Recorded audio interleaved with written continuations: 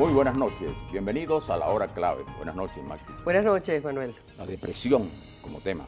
Sí, señor, ataca a más gente de la que creemos. La depresión es un estado del alma, dicen muchos. Pero lo cierto es que sus causas vienen de circunstancias muy concretas, cuyo origen no tiene que ver con algo espiritual. A veces hasta se deben a fallas orgánicas ocasionadas por desenlaces químicos del organismo. Pero lo cierto es que venga de donde venga, repercute en eso que llaman estado del alma, que no es otra cosa que el ánimo y la psiquis.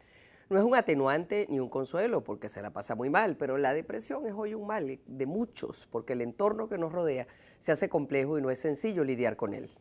No es solo en Venezuela, el mundo entero está descarrilado. El terrorismo, las economías, las guerras y sobre todo la deshumanización hace que la persona sufriente e impotente para resolver todo caiga en estados depresivos, y en Venezuela no necesitamos explicar qué razones hay de sobra. Así es difícil superar estas situaciones, sobre todo cuando los problemas se agudizan y comienzan a afectar la vida cotidiana de cada uno sin otear un horizonte abierto. Aún más, si quienes dirigen el gobierno, conducen la sociedad o tienen la responsabilidad del liderazgo político, lucen tan o más desentendidos y desorientados que los ciudadanos, el ingrediente es definitivo para una caída en picada. Ser capaz de elegir el estado de ánimo que más se adecúa a una situación es una de las habilidades de la inteligencia emocional.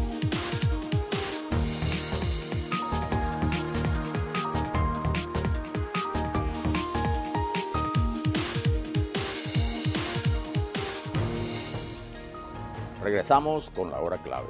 Bueno, y le damos la bienvenida a nuestro invitado, el médico psiquiatra Wilfredo Pérez, para hablar sobre este tema, ¿no? Tan importante y de tanta actualidad en el mundo entero, como veíamos. Sí, señor. Hay países que han contabilizado, incluso han publicado en varias oportunidades el número de personas que han registrado como que tienen este padecimiento. En Venezuela es mucha la gente que está en esa situación. Se habla de un porcentaje a nivel mundial de los índices de depresión, que dependiendo del país puede variar efectivamente. Pero los promedios son más o menos similares a nivel mundial. O sea, la depresión es una de las causas principales de consulta en salud mental, y se habla más o menos de un 5 a un 10% de la población que sufre esta enfermedad. Sí, entre 5 y 10%. Sí, aproximadamente. Ahora, ¿qué la caracteriza? Mundial. A nivel mundial, dicen más o menos los porcentajes son iguales. Ahora, ¿qué es lo que la caracteriza realmente? Bueno, básicamente la depresión desde el punto de vista clínico es un trastorno en el cual el individuo pierde el sentido de su vida, ¿verdad? Hay esa característica muy particular que es la tristeza, la anedonia, la dificultad para concentrarse, la disminución del apetito, los trastornos del sueño, la poca capacidad de disfrute en todas sus actividades que habitualmente la persona disfrutaba desde un punto de vista laboral, social, familiar. Esa persona empieza a disminuir esos gustos, ese placer por hacer las cosas. Y empieza como esa visión como muy negativa de la vida. Empieza a ver, hay un libro que yo siempre lo recomiendo, el que quiera saber lo que es la depresión, El túnel, de Ernesto Sábato. Sí, sí. Es eso, cuando la persona se enfatiza en que su vida es oscura, en que su vida es gris, y como que no tiene salida. Y no necesariamente es así, sino que la persona la ve de esa manera. Como que no hay una luz. Entonces, cuando la persona consulta y la persona busca un terapeuta que empiece a ayudarlo, ve en ese final del túnel esa luz, ¿no? La ayuda, pues, profesional. Ahora, hablábamos de la depresión como tratamiento, ¿no? Como patología o como se te quiera llamar, pero nos referíamos también a lo que podría llamarse la depresión colectiva o social, es decir, cuando ese mismo sentimiento o ese mismo ánimo invade, digamos, a la sociedad, ya no a una persona, ¿no? Sí, sin duda. Digamos que hay factores biopsicosociales que pueden influir en que una masa de forma colectiva pueda aparecer una situación de un estado de ánimo. Pero también existe como una vulnerabilidad, tanto genética, psicológica, en padecer de ese trastorno. Es decir, no todo el mundo presenta las mismas características y la gente lo expresa de una manera diferente. Bueno, Ángel Montilla nos escribe, ya nos está empezando a escribir por Twitter. Hay estadísticas de cuántas personas visitan diariamente al médico, en este caso al psiquiatra, por este motivo. Sí, como decía anteriormente, es una de las primeras causas de consulta en salud mental. ¿Más hombres que mujeres o al revés? Es al revés, sí, más mujeres que hombres. Más La mujeres que depresión es hombres. más frecuente en mujeres. Sí. ¿Eso tiene alguna razón específica? La mujer tiene algunos cambios hormonales que el hombre no tiene. No experimenta. Y padecen con más frecuencia de depresión. Fíjense que está descrito un síndrome que se llama el síndrome disfórico premenstrual, que son propios de las características, digamos, filogenéticas, digamos, fisiológicas de la mujer, que cuando entra en una etapa de la menstruación, pues todos los procesos hormonales se empiezan a alterar y de alguna manera forman parte de esa desajuste que hay también a nivel de las serotoninas, de los transmisores a nivel cerebral. Bueno, tenemos un mensaje de Freddy Parada, dice, en tiempo de cambio y transformaciones, estar demasiado triste o enojado es producto del medio donde habitas. Él está diciendo que hay razones Claro. No necesariamente, por eso decía que hay una vulnerabilidad, es decir, hay individuos que son resilientes y ante una situación externa o medioambiental de padecimiento, de situación de crisis, etcétera, la persona responde favorablemente. Y hay individuos que sin necesariamente existir un estímulo externo negativo, expresa la depresión. Por eso digo que hay una vulnerabilidad psicológica, hay una vulnerabilidad genética y hay una predisposición a la persona padecer este trastorno. Aquí nos escribe Nutella, por favor, el doctor, que si nos puede explicar por qué los tratamientos para la depresión causan el ataque de pánico. ¿Es así siempre? No es tan así. Es al contrario, pues. Incluso se mandan antidepresivos para tratar las crisis de pánico. Existen unos antidepresivos que específicamente se utilizan para el pánico. Lo que a lo mejor probablemente la audiencia se refiere es que a los efectos colaterales que a lo mejor dan estos medicamentos. Entonces, es probable que en algunas personas, en algunos pacientes, pudiera acentuarse algunas crisis de pánico o algunas situaciones de incluso aumentar la ansiedad, pero eso es muy escaso. Eso depende también del organismo de cada paciente, ¿no? Sí, depende. Ahora, esos medicamentos no se pueden comenzar a ingerir o cambiar la dosis o detener sin consulta al médico, ¿no? Todo psicotrópico debe ser manejado por un médico. De hecho, por eso los psiquiatras somos médicos, porque manejamos la concepción médica de la enfermedad. Sí, porque recetan. Correcto. Pues. Mandamos medicamentos que los mandamos los médicos, en este caso especialistas en psiquiatría, y hacemos un seguimiento desde el punto de vista médico, metabólico.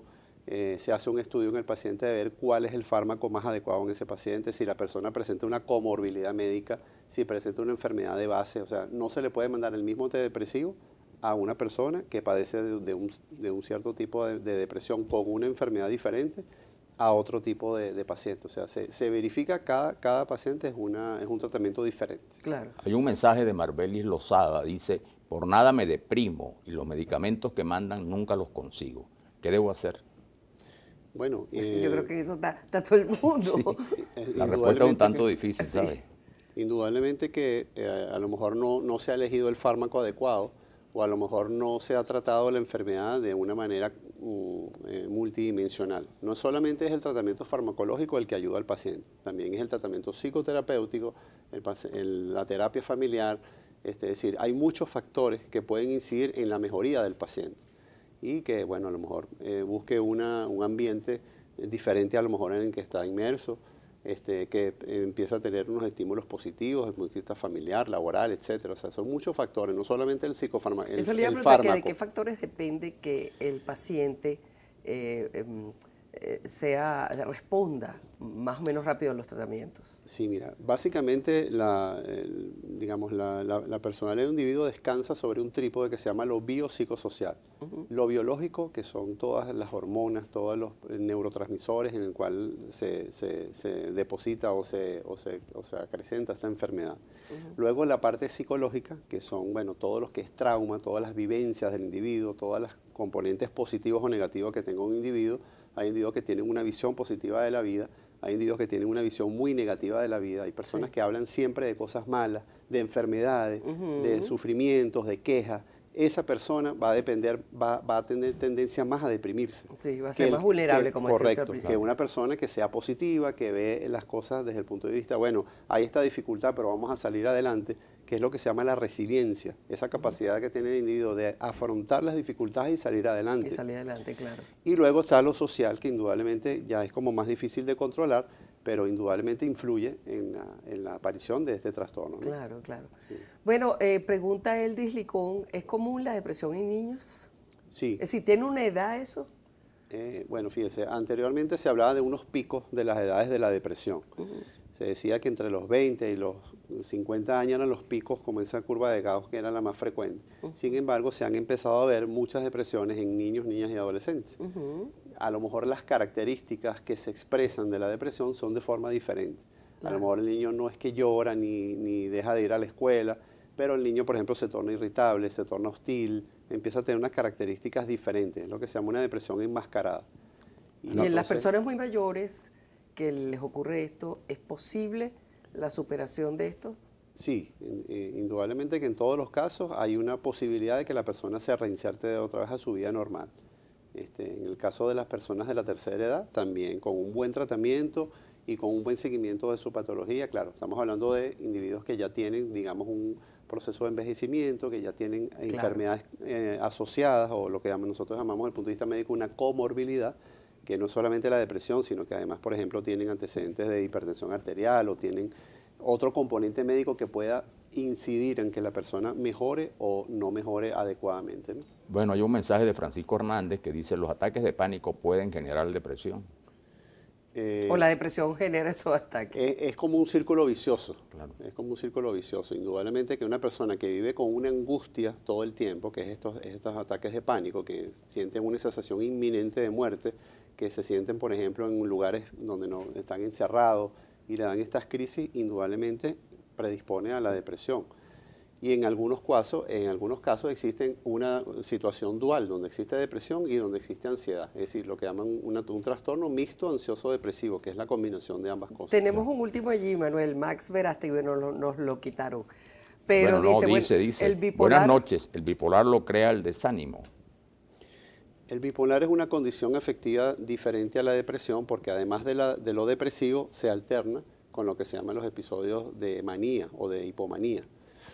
Y también tiene toda una explicación biopsicosocial, o sea que indudablemente hay una variación del estado de ánimo de esta persona y no solamente influye lo emocional, influyen esas tres causas fundamentales que es lo biopsicosocial y la predisposición genética, la predisposición psicológica. Claro, la gente anda preguntando mucho por los ataques de pánico, como que es muy frecuente eso, ¿son frecuentes? Sí, hoy en día los ataques de pánico son bastante frecuentes, igual que la depresión es una de las primeras consultas con los especialistas.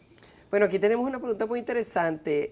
Él dice, Licón, buenas noches, ¿a quién se debe acudir en caso de depresión? ¿A psicólogos o a psiquiatras? ¿Cuál es la diferencia? Ambos son trabajadores de la salud mental y el psicólogo tiene herramientas, como no, para tratar la depresión desde el punto de vista, vamos a decir, de la psicoterapia, que también las tiene el médico psiquiatra. Sin embargo, el médico psiquiatra tiene el recurso de la parte farmacológica. Entonces, en algunos casos, el tratamiento incluso es ambos. Lo ve el psiquiatra y lo ve el psicólogo, porque es un equipo multidisciplinario que ayuda al paciente a salir incluso de mejor manera, pues, ¿no? Bueno, aquí está Betina Hostos. ¿Cómo puedo contactar al doctor Wilfredo Pérez? Bueno, no sé si puedo dar mi número celular. O por lo menos de la ubicación de su clínica. Está en la avenida Luis Roche de Altamira, ¿cómo se llama? Frente a la Plaza Altamira, se llama Sinapsis. Perfecto, ahí lo puede encontrar. Bueno, doctor, muchísimas gracias por haber estado aquí gracias a con ustedes nosotros. por la Ha sido bien invitación. interesante todo esto. Vamos a la pausa, amigos, y regresamos inmediatamente para la parte... Bien, estábamos conversando y lo hicimos muy de pasada con el doctor sobre el tema de la depresión en niños y adolescentes. Y justamente sobre eso consultamos otra opinión, que es la de la psicoanalista de niños y adolescentes, Evelyn Moajalí Sivira. Vamos a ver qué nos dice ella, cuánto influye el entorno familiar, todas estas cosas. En la situación actual sí estamos confrontando bastantes problemas. familiares, socioeconómicos, laborales, todos estamos pasando por esto. Pero son situaciones que los niños perciben y los niños también se angustian por estas situaciones. Se angustian y lo manifiestan de diferentes maneras, dependiendo de su edad y dependiendo del grado de su desarrollo, vamos a decir, mental, del contacto que ellos tengan con sus emociones, de su emocionalidad. Por ejemplo, uno puede creer que un recién nacido no percibe nada y un recién nacido percibe. ¿Qué es lo que va a percibir un recién nacido? Va a percibir una madre o un padre que no lo atienden en su necesidad. Y entonces un recién nacido puede llorar, puede no encontrarle razón a lo que él está padeciendo, porque los padres están tan saturados de sus situaciones que no pueden contactar con la necesidad de un bebé. Entonces el bebé está a su libre albedrío, íngrimo y solo, lidiando con sus propias ansiedades de vida propias de un recién nacido, ya sea el hambre, ya sea el frío, ya sea el dolor, ya sea la necesidad de cariño, de que lo carguen, de que lo abracen. Un niño de 2, 3 años que está en la etapa de autonomía, la ansiedad de los padres no les deja contactar con un muchacho que está aprendiendo a conocer el mundo, que quiere correr, que es torpe para encontrar las cosas, y entonces surgen conflictos en la crianza con ese bebé porque en sus necesidades no está siendo atendido adecuadamente. Bueno, fíjate, Manuel, que este es un tema que verdaderamente ha motivado muchísimo a nuestros seguidores. Aquí tenemos una gran cantidad de tweets. Vamos a ver que si nos da tiempo. Alexis Gutiérrez: yo combato la depresión haciendo ejercicios aeróbicos que me generan endorfinas. Bueno, dicen muchos dicen que hay que hacer eso, ¿no? Bueno, Marbelis Lozada dice que saludos desde Keyboard. Tiene que ver la codependencia con la depresión. Bueno, el doctor ya no está aquí, pero igualmente él yo creo que sí se refirió un poco a esa temática. JJ, con la situación actual del país, realmente vivimos en una depresión colectiva y cada día nos sentimos peor. Bueno, ya está una apreciación de él y por supuesto que el entorno tiene mucho que ver con lo que la gente sienta o padezca, ¿no? Obviamente es así. Claro. Bueno, hay algunas de estos mensajes que evidentemente son para el especialista, pues, que no está aquí en este momento con nosotros, ¿no? Hay gente, ¿cómo se puede contactar al doctor? Ya se los dijimos. Él está frente a un edificio que hay frente a la clínica Ávila, en Altamira. David Rondón: Manuel, los familiares no entienden lo que es una depresión. Bueno, yo creo que explíqueles, no está el poco a poco vamos entendiendo, ¿no? Bueno, y también José Carmona dice: todavía se usa el bupropión para tratar la depresión. Bueno, todas estas preguntas se las daremos. Son muy profesionales, ¿no? Muy profesionales para nosotros contestarlas. Pero el hecho cierto es que la depresión, ya no solo la depresión considerada individualmente, como decía el médico, el psiquiatra, sino la depresión generada, más colectiva, generada por estos cambios que se producen en el mundo, como señalaba el caso del terrorismo, las crisis económicas, sí, particularmente en el caso de América Latina y especialmente de Venezuela, se notan unas cifras en este sentido bastante preocupantes, pero según los últimos datos de la Organización Mundial de la Salud, al menos 322 millones de personas en el mundo sufren depresión, es decir, un 18% más que hace una década. Y este es un dato importante que llama la atención de las autoridades y también de la colectividad. Por eso la magnitud de este problema obliga a la acción conjunta del Estado, sin duda que es su responsabilidad, y también de los factores de la sociedad civil, que en definitiva son afectados.